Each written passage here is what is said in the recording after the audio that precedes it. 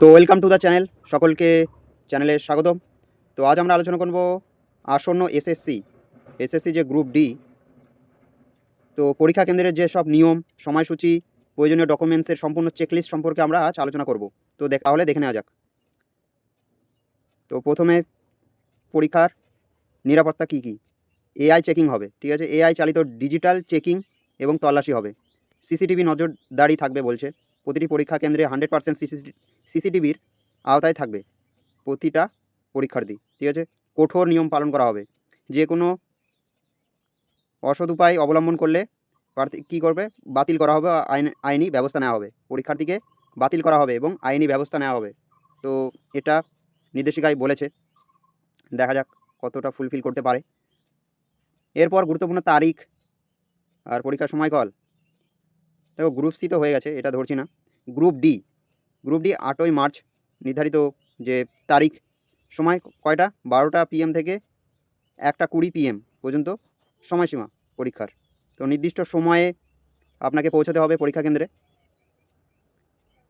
এরপর হচ্ছে পরীক্ষার দিনের কাউন্টডাউন। রিপোর্টিং সময় কয়টা? 10টার দিকে। সেন্টার গেট খোলা হবে 10টা AM, মানে সকাল 10টায়। তারপর গেট বন্ধ হবে অফিসিয়াল সময় কয়টা? 11টা 45 AM এ, ঠিক আছে। এবার 12টা কী হবে? জরুরি প্রবেশের শেষ সময় 12টার দিকে। কোনো কারণে আপনি দেরি করে ফেললেন, লাস্ট 12টা পর্যন্ত আপনাকে টাইম দেওয়া হবে। 12টার মধ্যে লেখা আছে, প্রবেশাধিকার দেওয়া হবে না।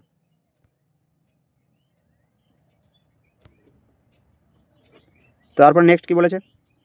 Must have documents. প্রবেশের জন্য বাধ্যতামূলক কী কী? প্রিন্ট করা অ্যাডমিট কার্ড, সাদা কালো বা রঙিন জেরক্স, দুইটি কিন্তু নিয়ে যেতে হবে। দুইটি আপনার কাছে রাখবেনই, জেরক্স, ঠিক আছে।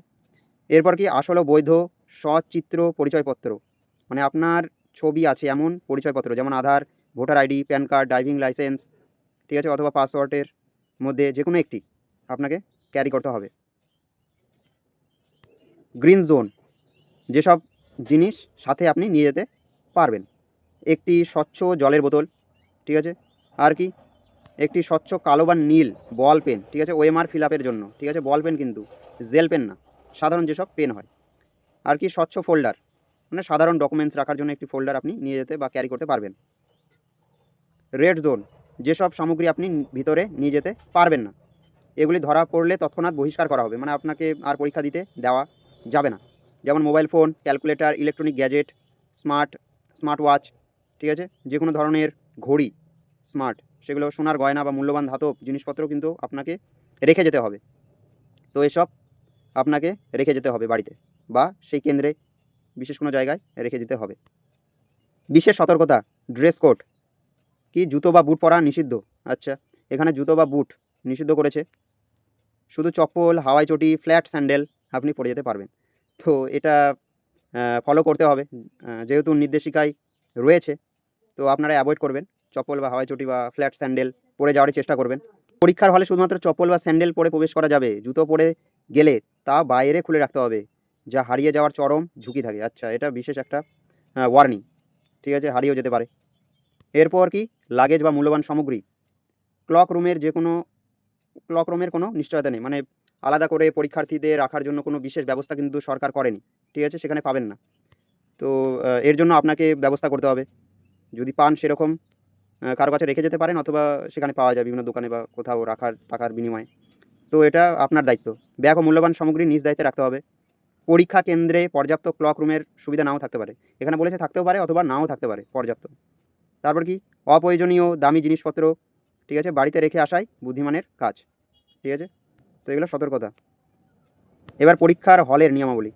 ইনসাইড দ্য হল কি? বাধ্যতামূলক স্বাক্ষর, ওএমআর শিট, উপস্থিতির পত্রে, অ্যাটেন্ডেন্স শিটে কি অবশ্যই স্বাক্ষর করতে হবে, ঠিক আছে। যখন আপনি রুমে ঢুকেছেন, কিন্তু আপনার একটা সই, ঠিক আছে, স্বাক্ষর তারা নেবেন একটা শিটে, তো এটা অবশ্যই করে নেবেন।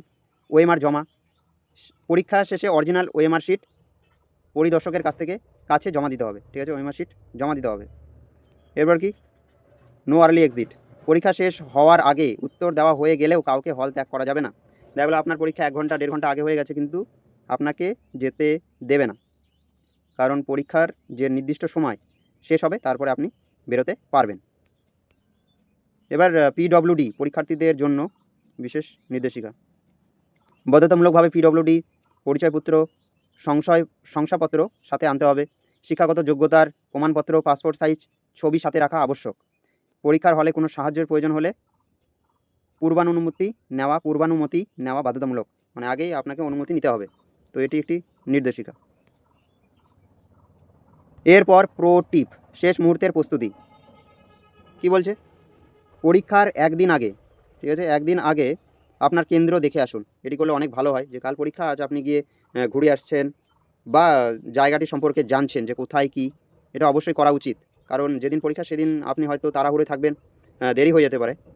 যেহেতু প্রচুর পরীক্ষা দেবে, তাই আগে থেকে যাতায়াতের রাস্তা, কেন্দ্রের অবস্থা জেনে রাখলে পরীক্ষার দিন মানে আপনার হয়রানি হতে হয় না বা দেরি এড়ানো যায়। ঠিক আছে, এটি আপনি করতে পারেন। অ্যাডমিট তো দিয়ে দিয়েছে, আপনি গুগল ম্যাপ বা চেনা পরিচিত কারো থেকে শুনে নিতে পারেন যে কেন্দ্রটি কোথায় বা কোথায় রয়েছে। তাহলে এই ছিল নির্দেশিকা। তো ভিডিওটি ভালো লাগলে অবশ্যই লাইক করুন, কমেন্ট করুন। আরও কিছু জানতে চাইলে আর ক্লাস আসবে, চ্যানেলটির সঙ্গে থাকুন, সাবস্ক্রাইব করুন। Thank you for watching.